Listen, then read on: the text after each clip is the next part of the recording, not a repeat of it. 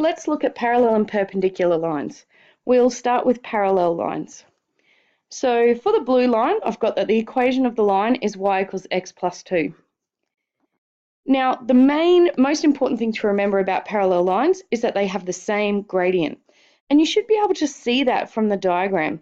We know that parallel lines never meet, which means essentially that they're rising and running or have the same rate of change for both lines. So if I'm going to write it, I can almost write it as m equals m.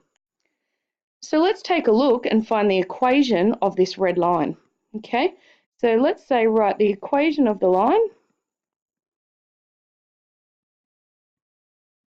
Obviously the line that is parallel to this blue one, and let's say it passes through the point of 5, 1.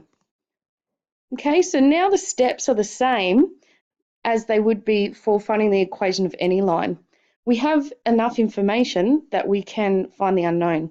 So what did I press? Sorry folks, technical difficulty, I'm back. So as I was saying, we can start by writing the general equation, y equals mx plus c. So we know that m equals 1, we know that x equals 5 and y equals 1. So we can substitute those values in to find c. Okay, so 1 equals 5 plus c minus 5, negative 4 equals c. So now I know that m is 1, c is negative 4. We can finish with our therefore statement. Therefore, y equals x minus 4. Let's now take a look at perpendicular lines. Perpendicular lines. So what we remember, a perpendicular line forms. Look now at perpendicular lines. If you can remember the definition of a perpendicular line, you know that it makes a right angle when it bisects with the other line. Okay, so let's take a look at the gradients of the lines. So if we're looking at the blue line as the original one, we can see that in relation to that, the red one has a negative gradient.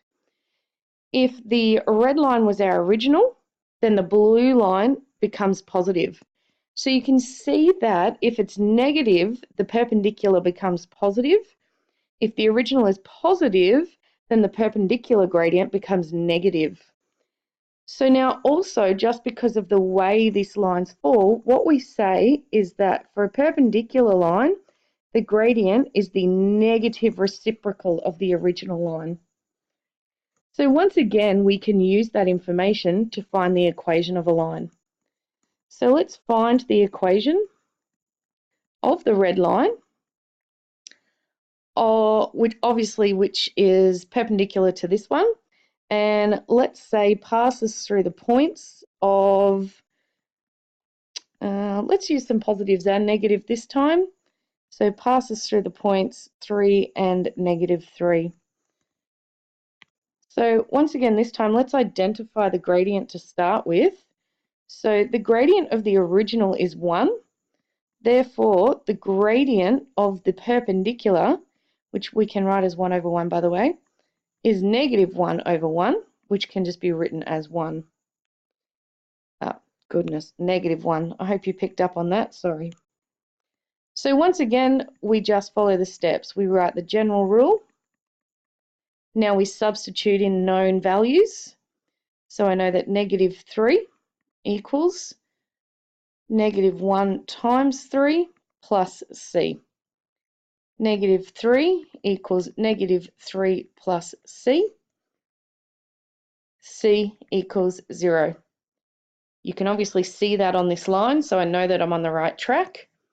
And finally, therefore, y equals negative 1x.